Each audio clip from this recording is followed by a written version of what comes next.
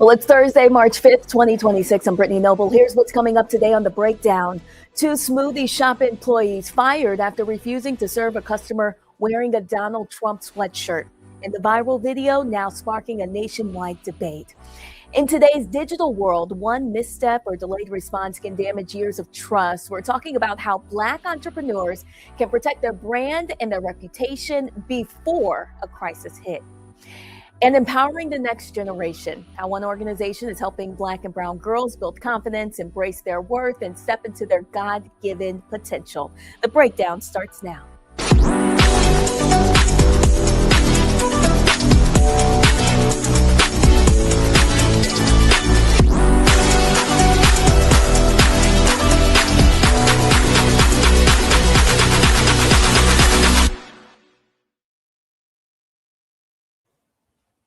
Well, the North Las Vegas City Council approved a $1.2 million settlement for a deaf Black woman who sued the city and its police department following a 2021 traffic stop. Andrea Dre Hollingsworth was pulled over with her twin daughters in the back seat in April of 2021. The officer, Michael Rose, handcuffed her for allegedly not following orders, even though she could not hear them. Body camera footage shows Hollingsworth repeatedly trying to explain that she could not hear, pointing to her ears. She says Rose refused to let her communicate through writing or sign language. He then ignored her and her children, pulling her out of the car and eventually forcing her to the ground, pressing a knee into her back while handcuffing her. The lawsuit claims Rose violated Hollingsworth's Fourth Amendment right and 14th, the Americans with Disabilities Act. The suit detailed how the officer's refusal to accommodate her deafness caused physical and emotional harm while traumatizing her kids. She was released with no charges. Well, two Ann Arbor Smoothie King employees are out of a job after they refused to service a man and his wife because the husband was wearing a Donald Trump sweatshirt. Cell phone video captured the incident, showing a tense exchange between the couple, identified as Erica and Jake Lindemeyer, and the staff members, which quickly spread across social media this week. Just take a look. Right, which is discrimination. Yeah, we're at Smoothie King, and they're discriminating and saying we cannot get service because Jake has a Trump service on. Okay, well, So you said you were going to leave, so please just have a great day and leave so we can continue what we're doing. Thank you. we were just wanting a smoothie, and you literally looked at us, and I asked you if everything was okay. You said we don't feel comfortable serving you because of my husband's hoodie. Yes. That is discrimination. Okay, well, have a great day. That is illegal.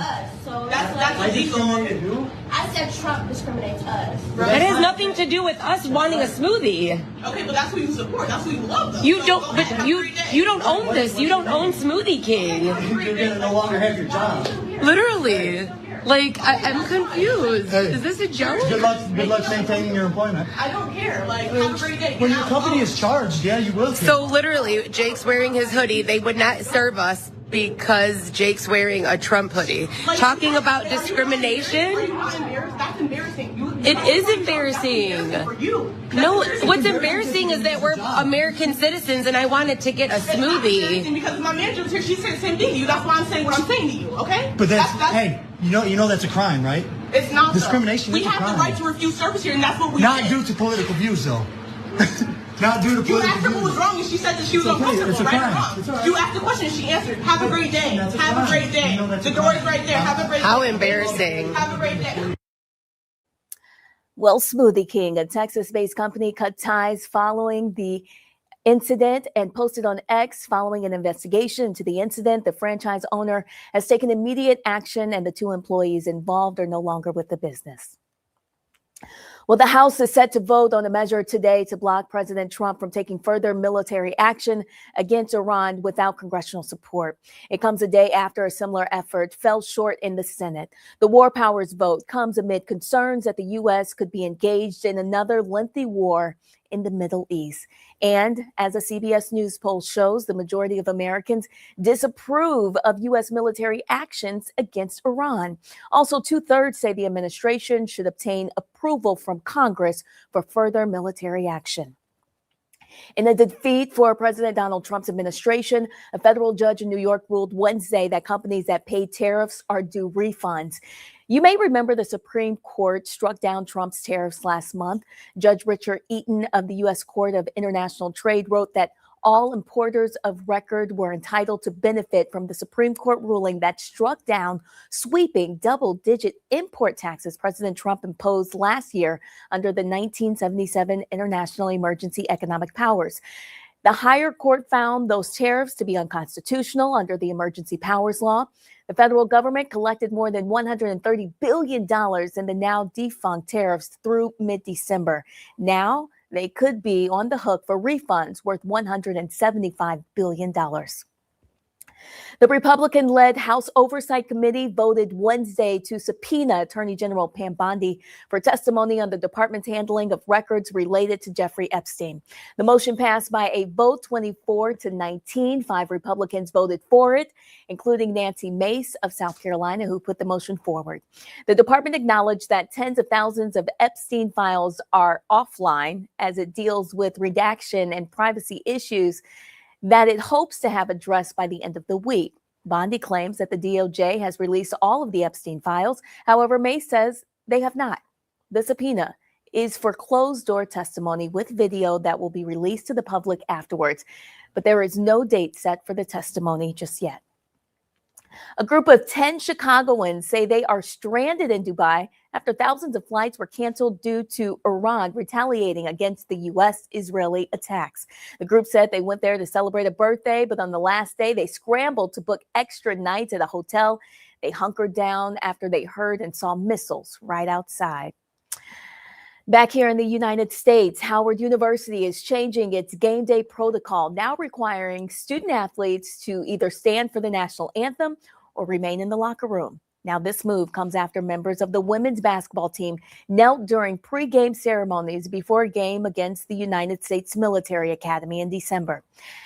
Athletic leaders say the policy follows internal conversations about balancing student expression with respect for others. Howard women's basketball players have knelt during the anthem since 2020 as part of a protest against social injustice. And Howard University's College of Medicine has been placed on probationary accreditation status by the Liaison Committee on Medical Education. It's the first time in the school's 158-year history. The LCME's public directory now lists the medical school as full on probation, meaning the program remains fully accredited, but must address specific compliance concerns identified during the review process. University officials say the designation does not affect students' degrees or the school's ability to train and graduate future physicians. Howard says it's already begun addressing the issues by expanding faculty hiring, updating portions of the curriculum, and making targeted faculty improvements. The LCME directory also shows Howard University's College of Medicine's next full accreditation review is scheduled for the 2027-2028 cycle. Well, at least 14 cases of measles have now been confirmed at Camp East Montana in El Paso, Texas, the nation's largest ICE detention facility. That facility, located on the Fort Bliss Army Base, holds an average of nearly 3,000 detainees inside a tent-style structure. Officials say people who tested positive for the highly contagious disease have been separated from others in an effort to prevent further spread. Congresswoman Veronica Escobar says the outbreak has forced the facility to close to visitors and attorneys, and now she's calling for the detention center to be shut down and for an investigation into the contractor that's operating the facility. Well, the nonprofit organization Balm and Gilead will host the National Week of Prayer for the Healing of AIDS. The group works to create, uplift, and empower faith communities. It's calling on congregations across the country to observe the initiative of confronting HIV and AIDS, which disproportionately impacts African Americans due to the erasure of funds by the federal government. In 2023, Black Americans accounted for 39% of all people living with HIV and 38% of new HIV diagnosis in the United States. Black men and Black women had the highest rate of new HIV diagnosis among all races or ethnicities. Young Black people between the ages of 13 and 24 accounted for almost half of all new HIV diagnoses in that group. The prayer week started March 1st. It will continue until March 8th. Well, coming up after the break, in today's digital world, a company's reputation can change in hours. One misstep or delayed response can damage years of trust. Today, we're discussing why crisis planning is essential for Black-owned businesses and the steps entrepreneurs could take now to protect their brand. Stay with us. And remember, for more news headlines and in-depth coverage 24 hours a day, visit the Black Star Network. We are your source for stories that matter to our community. We'll be right back. You're watching The Breakdown with Brittany Noble on the Black Star Network.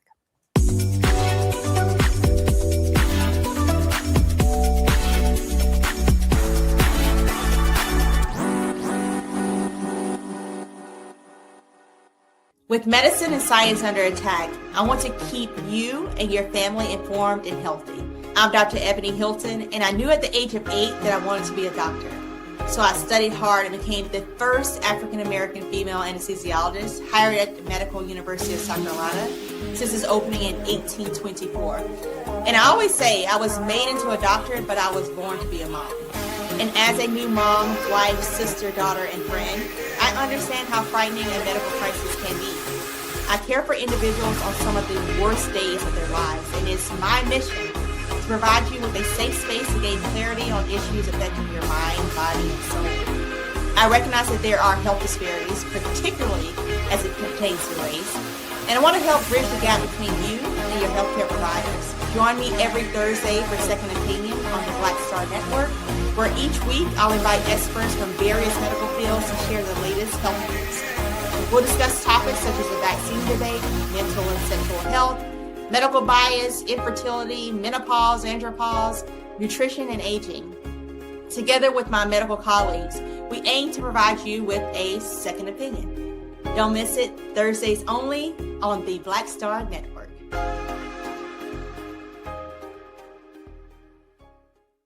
If in this country right now, you have people get up in the morning and the only thing they can think about is how many people they can hurt, and they got the power, that's the time for mourning. For better or worse, what makes America special, it's that legal system that's supposed to protect minorities from the tyranny of the majority. We are at a point of a moral emergency. We must raise a voice of outrage. We must raise a voice of compassion. And we must raise a voice of unity. We are not in a crisis of party versus party. We are in a crisis of civilization, a human rights crisis, and a crisis of democracy itself.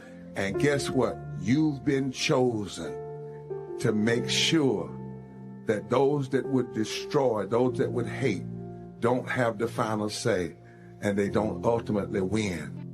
I'm Risa Colbert, and you're watching the Black Star Network.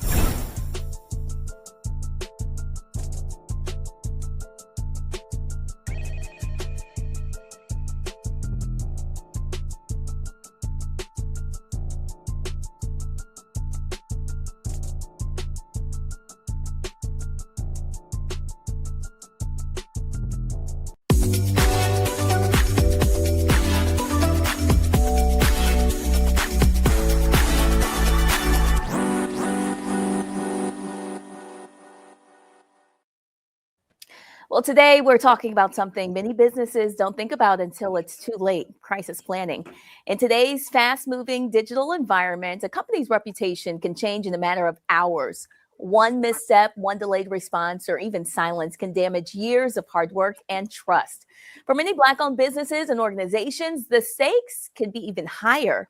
These businesses often serve as economic anchors in our communities, and when crisis hits, whether it's a public relations issue, social media backlash, or an unexpected business disruption, being unprepared can have lasting consequences. So that is why we are welcoming our guest today, Lamar Holliday. He is the founder of the Holiday Collaborative Agency.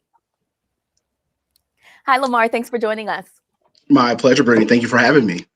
Yes. Tell us a little bit more about the Holiday Collaborative Agency and what you do there. Yeah, so as the founder and CEO of the Holiday Collaborative Agency, we are a full-service public relation, marketing, and communication firm. We like to tell people that our goal is to help people to move people, policy, and purpose through public relations and marketing.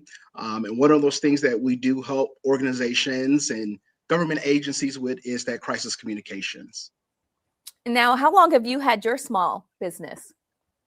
Yeah, so we are celebrating 5 years actually on Monday. So we are excited to be around for that long, and thankful to our clients who trust us to help them guide them through these different things that are happening every day. Absolutely. Congratulations. Tell us, why is crisis planning especially important for small Black-owned businesses operating with limited resources? Yeah, it is very crucial for Black-owned businesses to have a crisis plan in place. If you think about 15, 20 years ago, if a crisis happened, you had time to plan. That's because a lot of times crisis made the 5 or 6 o'clock news. Today, that is not the case. And as you mentioned, social media is a big thing today. And so all it takes is one crisis, one situation, and once it's on social media, it can damage reputations, years of reputations and brands. And so what we try to do is help Black businesses be prepared for that. Literally, it can take a matter of days to come up with a plan, but it can save years of reputation. Now, Lamar, I know you just wrote an article about this in Forbes. Tell us a little bit about it. Like, what are some realistic scenarios small Black-owned businesses should be planning for today? Yeah, so I placed this article in Forbes to really encourage businesses to really look at their crisis plan. And if they don't have one, that is a crisis within itself. And within that plan, you come up with different scenarios of that could happen that many businesses face. Some of those situations may include a data breach. It could also include a post that's damaging your reputation. There are so many different things that could happen to a business. And so when you have that plan in place, it allows you to activate quickly. It allows you to make sure that you're interjecting the facts, right, in that situation. And so making sure that, number one, you have that plan in place is very important. Secondly, you want to make sure that you establish a team, and that team are the people that are activated within those 24 hours to make sure that you're responding to those facts and situations. After that, you want to think through those scenario planning. So back to your question, what are some scenarios that we can plan for? And different businesses have different scenarios that they face. And so when you have those different scenario plannings, you develop a holding statement. So if something does happen, like if an employee goes rogue, or if there's, again, a data breach, there are certain holding statements that you can develop to put out to the media that lets them know that you're aware of it, you're going to respond to it, and you're going to make sure that the facts in the situation are broadcast, if you will, to those who will be impacted by that. Now, another point you make is deciding ahead of time who will speak publicly during a crisis. How should they approach choosing and preparing a person to be their spokesperson? Exactly. That is so crucial, Brittany. And I want to make sure that small businesses understand this. Sometimes it's not the CEO, and that's okay. Making sure that you have the right messenger is so important. That messenger is the person that's going to be, for the most part, going before the public, taking questions from maybe reporters if there are reporters involved. Sometimes they may be responding to social media inquiries about the crisis. That person is going to be very crucial because they are the ones that are going to make sure that your reputation is intact. And like I said, sometimes that's not the CEO, but as you develop that plan, as we talked about, you will determine who those spokespeople are. And one thing that we do tell our clients is if you do have a team, or maybe it's one person that is that spokesperson, there's always spokesperson training. So if someone needs some training on how to answer these type of questions, how to make sure that we're keeping our reputation intact if we're faced with this, there is training available to make sure that spokesperson is ready when that time arrives. All right, Lamar, do you do any of that training yourself? How can people connect with you and your agency? Absolutely. We do provide that training as well. Spending about 6.5 years as a TV reporter, I have that background, I have that knowledge of what those reporters are looking for. And so if you're looking for spokesperson training or need any assistance with helping to develop a crisis plan, you can follow us on our social medias at Holiday Collaborative Agency, or you can visit our website at holidaycollab.com. And that's 2 L's in holiday, HOLLIDAYCOLLAB.com. And we have all the information that you need there to make a decision on working with us. All right, Lamar Holiday, founder of the Holiday Collaborative Agency in Indianapolis. Thank you for joining us today on The Breakdown and sharing your insights that can help Black-owned businesses protect their brands and their reputations and our community. Thank you. My pleasure. All right, coming up on The Breakdown, have you come across a news story that deserves national attention? We certainly want to hear from you. Don't forget, please scan that QR code. It's on your screen right now. This is a great way to connect with us. If you have not connected with me on social media already, my name is The Noble Journalist online. We will be right back here on The Breakdown. Stay with us.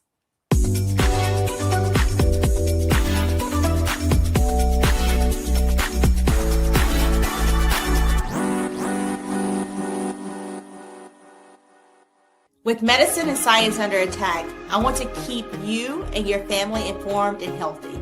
I'm Dr. Ebony Hilton, and I knew at the age of 8 that I wanted to be a doctor. So I studied hard and became the first African-American female anesthesiologist hired at the Medical University of South Carolina since its opening in 1824. And I always say I was made into a doctor, but I was born to be a mom. And as a new mom, wife, sister, daughter, and friend, I understand how frightening a medical crisis can be. I care for individuals on some of the worst days of their lives, and it's my mission to provide you with a safe space to gain clarity on issues affecting your mind, body, and soul. I recognize that there are health disparities, particularly as it pertains to race, and I want to help bridge the gap between you and your healthcare providers. Join me every Thursday for Second Opinion on the Black Star Network, where each week I'll invite experts from various medical fields to share the latest health news. We'll discuss topics such as the vaccine debate, mental and sexual health, medical bias, infertility, menopause, andropause, nutrition, and aging. Together with my medical colleagues, we aim to provide you with a second opinion. Don't miss it, Thursdays only on the Black Star Network.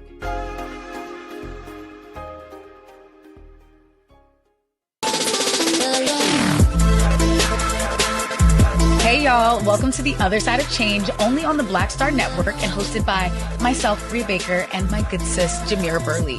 We are just two millennial women tackling everything at the intersection of politics, gender, and pop culture.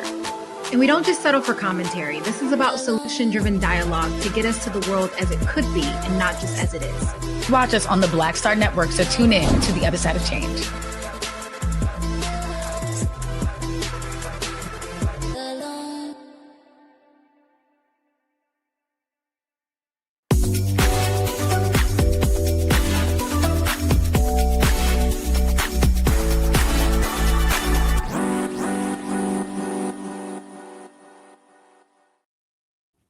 Today, for our Missing in Black segment, family and friends need your help finding Shaughnessy Queen Stokes. She went missing October 18, 2022 in Greenville, South Carolina. Stokes was last seen on 4th Avenue in Poe Mill at 12:45 a.m. She was reportedly seen leaving on foot wearing an all-black outfit, including fur coat and boots. She suffers from mental health disorders. If you have any information, please contact the Greenville County Sheriff's Office. The number is 864-271-5210.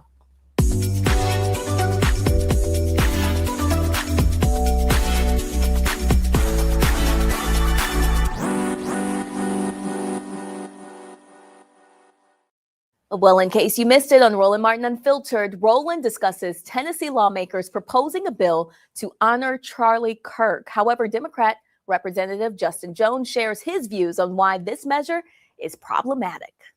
Nothing like rabid Republican idiots in Tennessee. Monday, during a hearing on the House Naming and Designating Committee, this actually happened. They were talking about an honor for Charlie Kirk, literally a proposal to designate a day in honor of Charlie Kirk, you know, the racist leader of Turning Point USA who was shot and killed in Utah. Well, Republican Gino Bulso, who was supporting the bill, engaged in a heated debate with Democrats Vincent Dixie and Justin Jones. They argued that passing this bill would be an absolute embarrassment to Tennessee.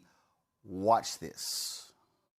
This is a bill that would designate September 10 on our state calendar as Charlie Kirk Day. As all of you know, Charlie Kirk was tragically assassinated on September 10 of last year, 2025, doing what he became so famous for doing, which was engaging young people on college campuses in civil discourse about issues of politics and current affairs.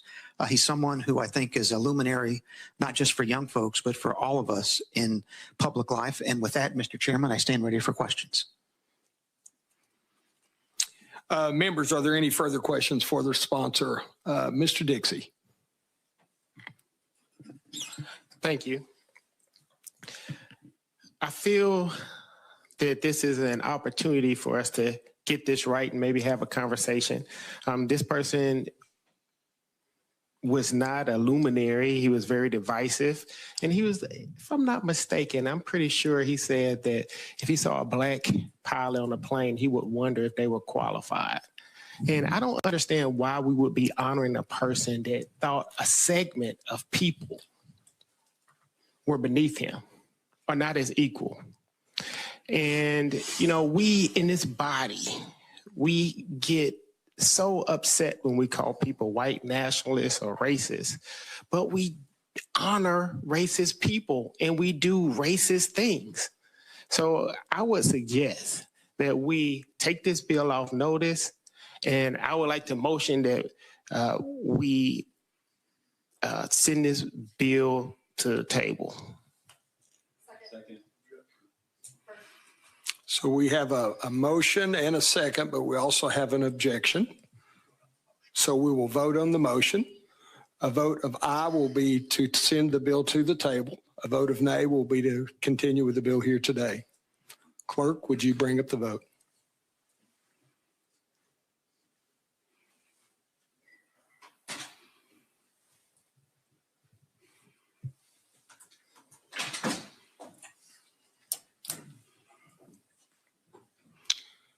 Clerk, would you read the vote?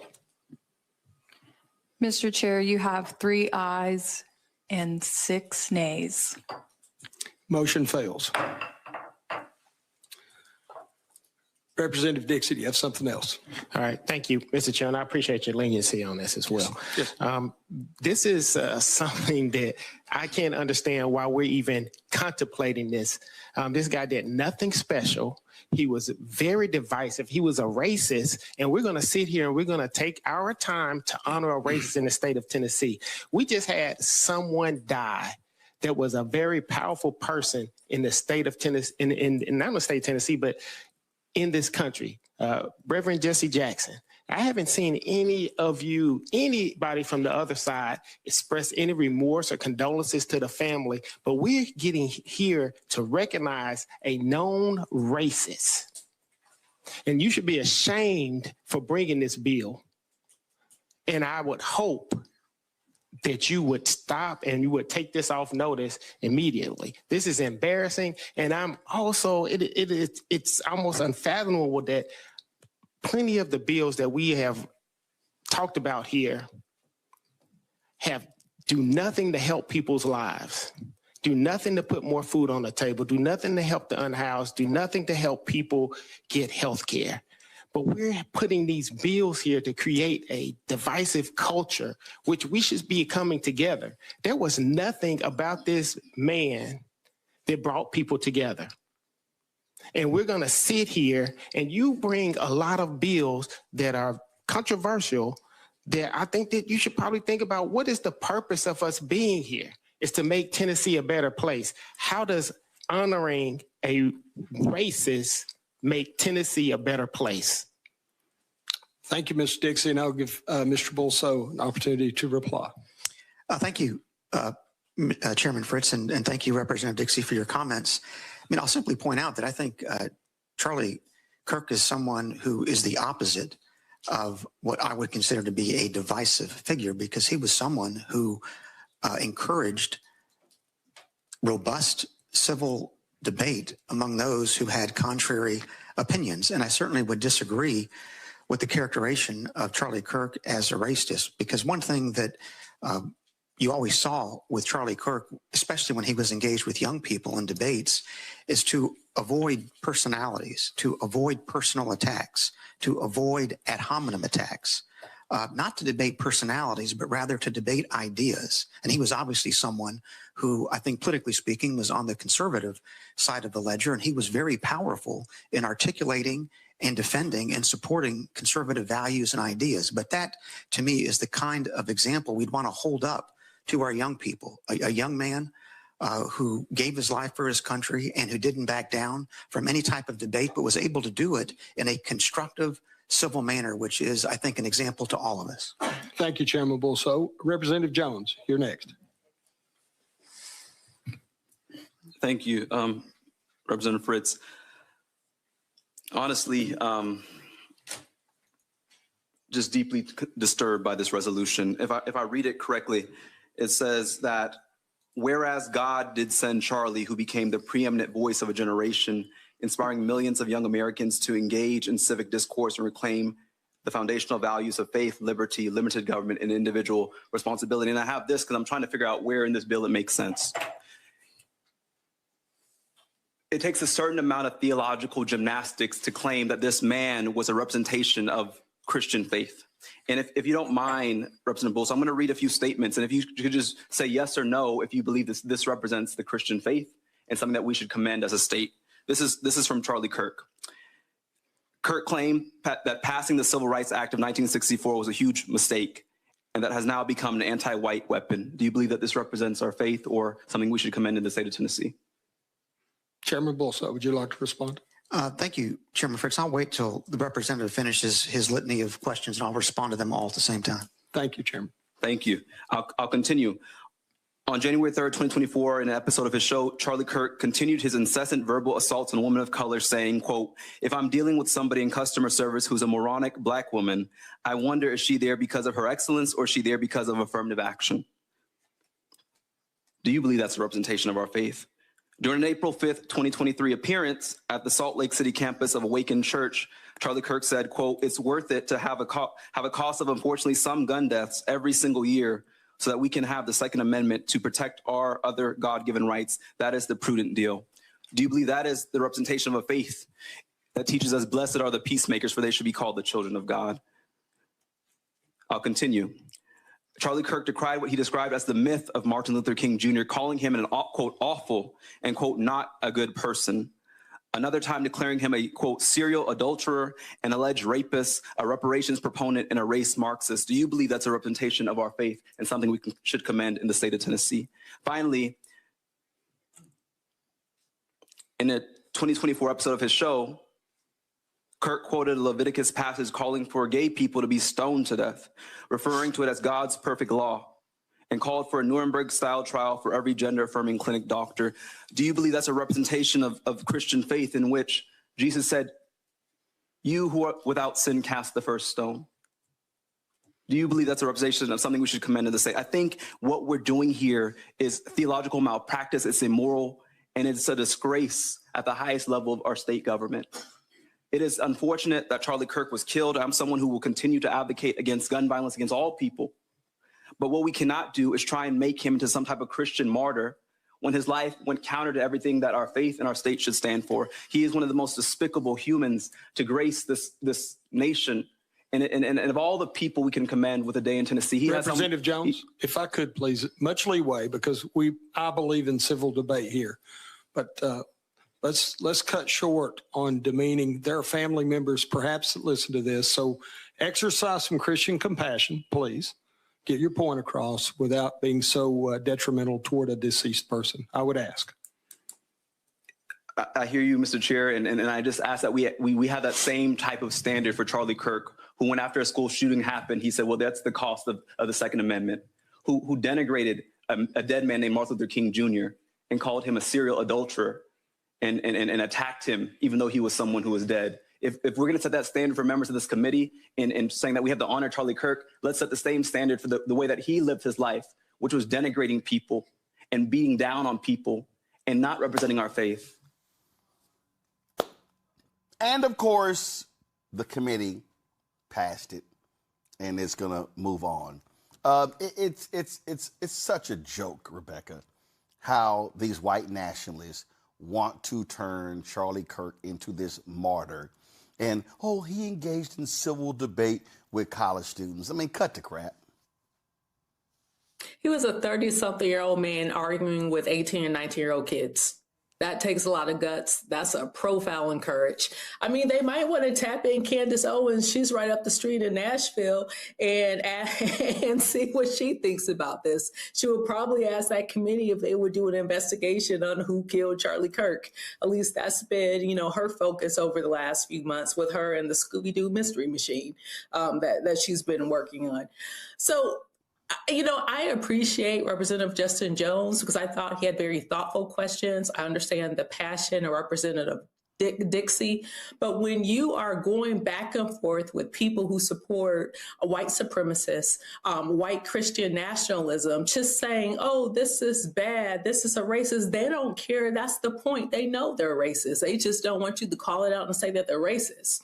At some point, the only way for Tennessee to change, especially in Tennessee's legislative house, the only way for it to change is voters in Tennessee have to, they're going to have to register people to vote. They're going to actually have to do turnout. And I know there's a lot of barriers in Tennessee that makes it harder for especially Black Americans in Tennessee to actually be able to vote. But it's ridiculous, the dribble and garbage that we've been seeing in that legislature. They just do a bunch of nonsensical stuff. And then to even fake Christian sympathy or Christian grace and say, oh, don't speak ill of the dead. Are you serious? And then my final thing is, what connection does Charlie have to the state of Tennessee? He wasn't born there. He didn't live there. So why is it Tennessee's business on whether or not there's a Charlie Kirk Day there?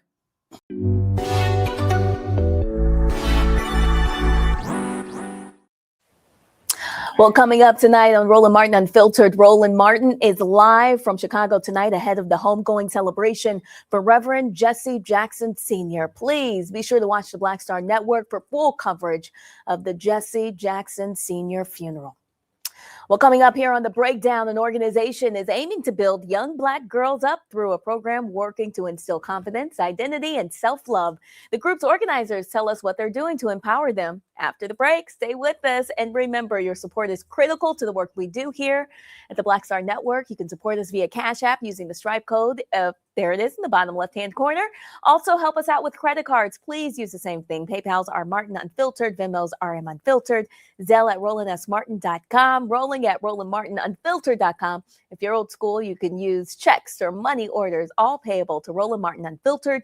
P.O. Box 57196 in Washington, D.C. 20037-0196. Know that our goal is to raise $1 million by December 31st, and so we certainly appreciate your support. We'll see you on the other side of the break. You're watching The Breakdown.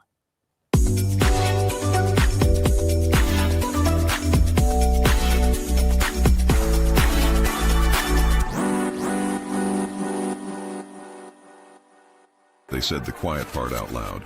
Black votes are a threat, so they erased them. After the Supreme Court gutted the Voting Rights Act in 2013, Republican legislatures moved fast. New voter ID laws, polling place shutdowns, purges of Black voters from the rolls. Trump's Justice Department didn't stop it, they joined in. In 2018, his DOJ backed Ohio's voter purge system, a scheme that disproportionately erased Black voters. Their goal, erase Black votes and political power. Yeah, that happened. These are the kinds of stories that we cover every day on Roland Martin Unfiltered. Subscribe on YouTube and download the Black Star Network app. Support fact-based independent journalism that centers African Americans and the issues that matter to our community.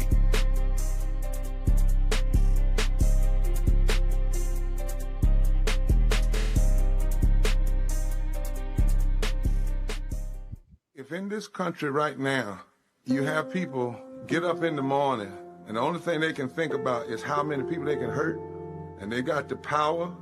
That's the time for mourning. For better or worse, what makes America special, it's that legal system that's supposed to protect minorities from the tyranny of the majority.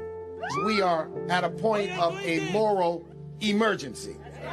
We must raise a voice of outrage. We must raise a voice of compassion. And we must raise a voice of unity. We are not in a crisis of party versus party. We are in a crisis of civilization, a human rights crisis, and a crisis of democracy itself.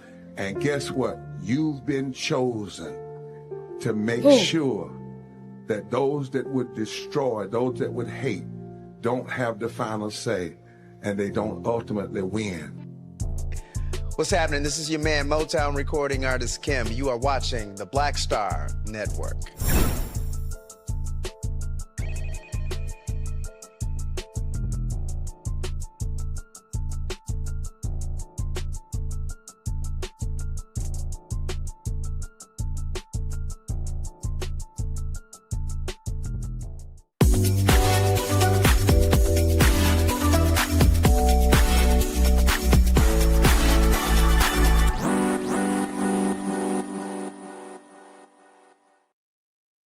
Well, there's an organization on a mission to uplift and empower Black and Brown girls.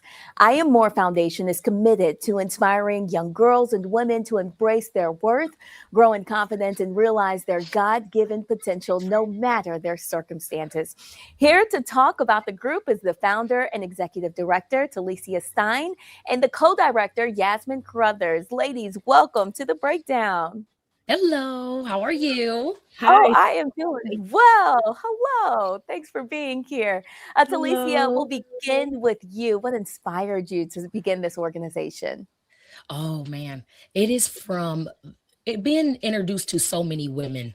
I am blessed enough to always have like this personality. I meet so many different people, and I just feel like it was so many young women I was meeting that, didn't have that village. And, I always talk about like things that my mom taught me and things. And I just met women that just didn't have that guidance or didn't have that person to confide in. And I just feel like we were missing that village. And I thought, I'm like, I can't go to sleep worrying about something and not have want to change it or want to be part of the change. So I said, you know what? I think it's time. So Yasmin came to me about some things and we made it happen, and we were just talking about it. And she had experiences too with these things. And she was an angel to me that I met her. I'm from Michigan originally. So when I met her, she just been such an angel and always had those things to help me with, or that advice. And I just feel like everybody should have that. And I feel like this is just be a great foundation to start to give those girls that opportunity. That's amazing that you guys were able to collaborate for this foundation. Yasmin, tell us about some of the programs that you have for young girls that helps execute your mission. Yes. So what our typical program looks like, we host sessions 2 Tuesdays out of the month. And then on the 4th Saturday of every month, we host a workshop or field trip that goes along with that month's focus. So every month we have a different focus. The last 2 months, for instance, have been building confidence identity. This month of March, we're expanding possibilities. So with the sessions, it's basically us kind of having those conversations, allowing the girls to share, us learning them, as well as making sure that we tie in those important nuggets and plant those seeds for them to have the confidence to live outside of our sessions. And then we have at that 4th Saturday, we'll tie it all in together with we had, for instance, for building confidence identity, we just had a photo shoot for the girls to wrap it up. We also had a beauty builders workshop. And moving into March, expanding possibilities, we'll be going on a field trip to a farm so the girls can do some different things with petting animals and horseback riding. So those are a few little things that we like to do with the girls in our program. So any opportunity we have to just give them opportunities that they might not have experienced on their own, that's what we're all about doing. And Talicia, you work with girls from 7 to 22 years old. Tell us about the difference that you've noticed when working with some of these young girls.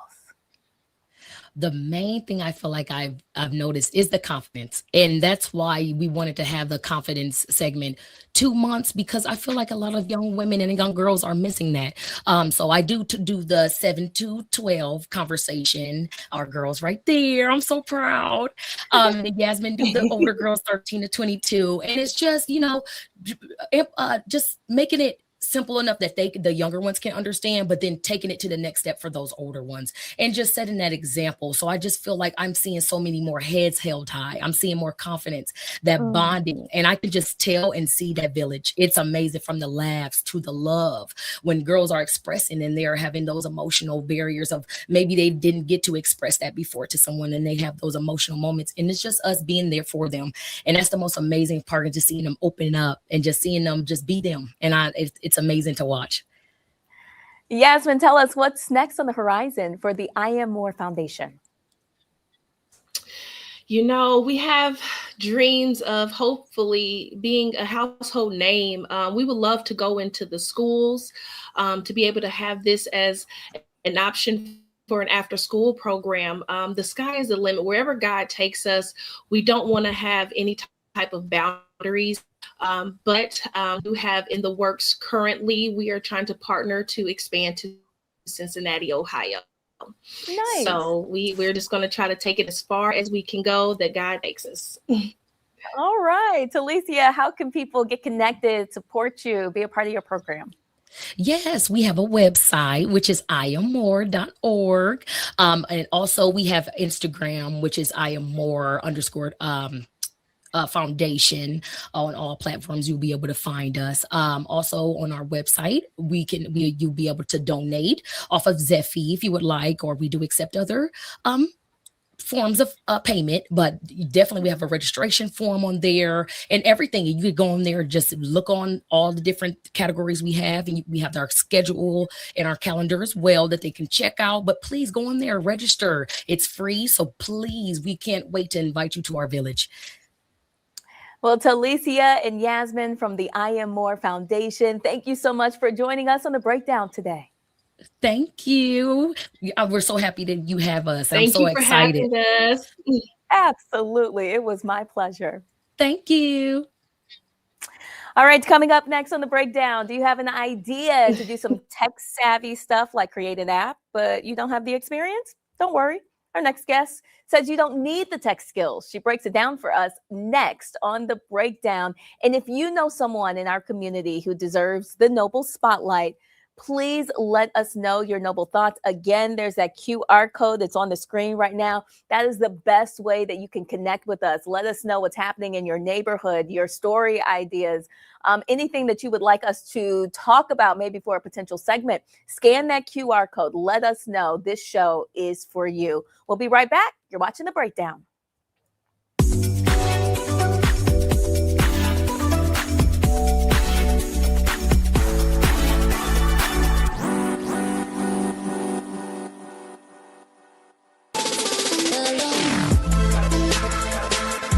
Hey y'all, welcome to The Other Side of Change, only on the Black Star Network and hosted by myself, Rhea Baker, and my good sis, Jamira Burley. We are just two millennial women tackling everything at the intersection of politics, gender, and pop culture.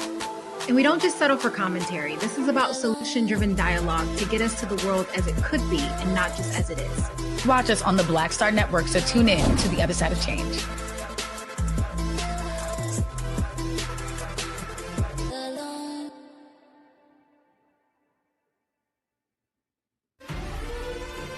Violent white supremacy is, quote, the most persistent and lethal threat in the homeland. The greatest terrorist threat to the homeland is the homegrown violence stream, including hate crime committed on behalf of some kind of white supremacist ideology. They are coming after everything in Black America. MAGA and Donald Trump are specifically targeting Black America. They are going after the money.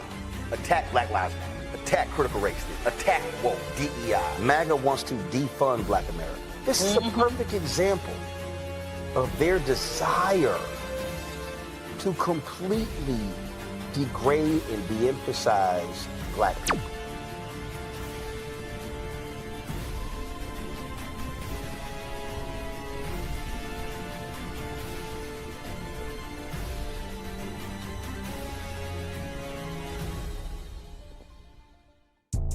am Swain Cash, Basketball Hall of Famer, and you're watching Black Star Network.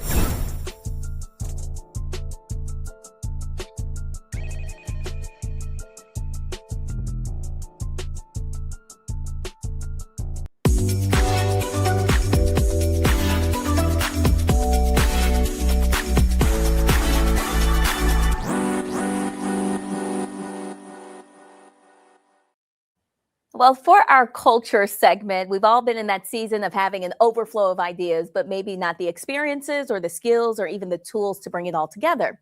Well, app educator, innovator, and now author Amanda Spann wrote a book, I Have an App Idea, the essential guide to building an app without tech skills. It's the ultimate resource for aspiring app entrepreneurs without a technical background. She joins us today to talk all about it. Amanda, welcome to The Breakdown. Thank you so much. Thank you for having me. Absolutely. Amanda, tell us a little bit more about your workbook that offers a step-by-step roadmap to guide people who are not tech savvy about their idea. Absolutely. So I Have an App Idea is a workbook and a step-by-step guide to navigating non-technical founders or people who I like to call everyday innovators through the path of building an app, right? There's lots of tools and resources you find on YouTube, we Google, but we don't have a sequence to put them all together.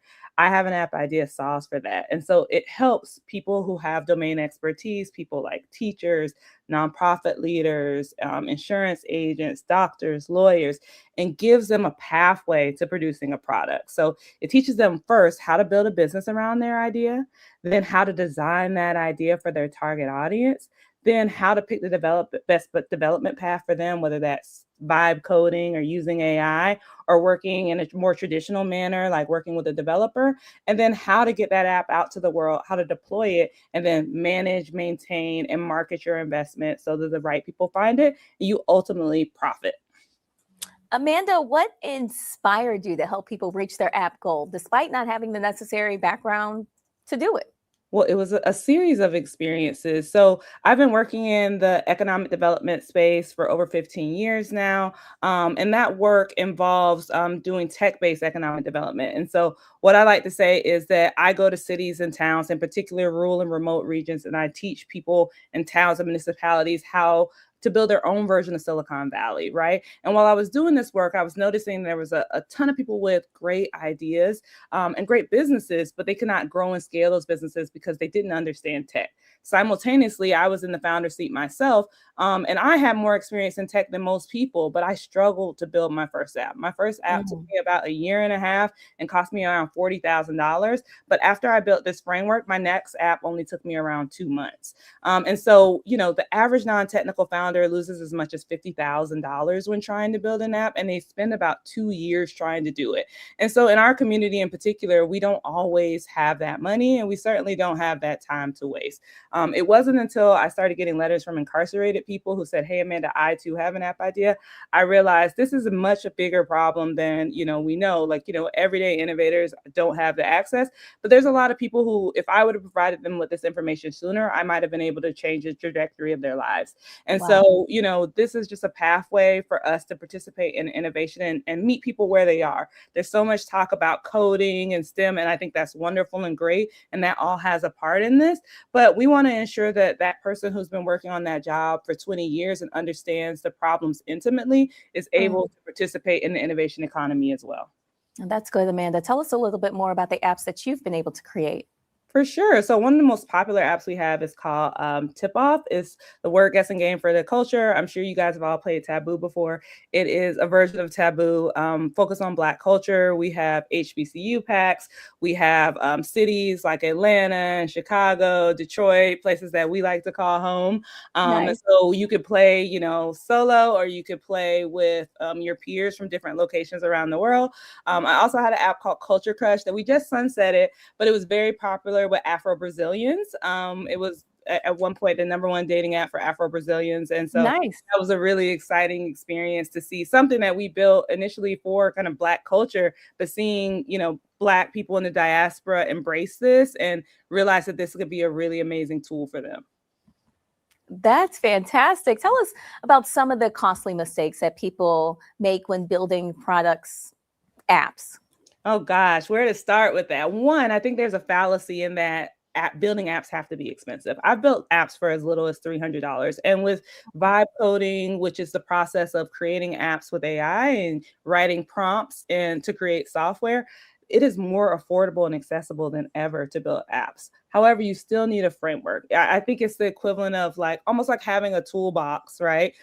You could have the most expensive toolbox on the market, but if you don't understand, general contracting or how to renovate something, you still don't know what you're doing, right? And so it's important to invest in that education and better understand what that process is like.